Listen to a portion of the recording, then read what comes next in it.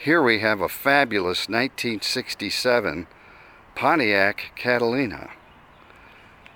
It's got a 467 V8. Been dyno tested, we believe, at about 500 horsepower. A spectacular restoration. Just, you know, almost a no-cost object restoration. In the description, you'll see a link, and you can go to Auto Trader Classics and see about 100 pictures of this car, including the undercarriage. And I'll tell you what, I have never seen a gas tank in my life that looked like a mirror. That's how nice the undercarriage is.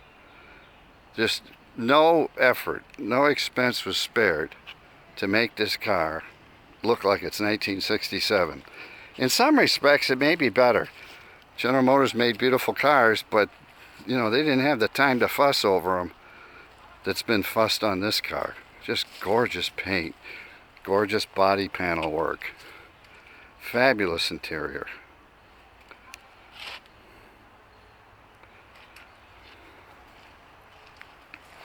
Everywhere you look, you'll be impressed.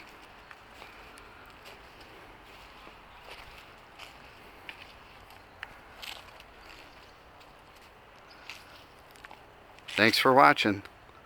There'll be a couple other videos too.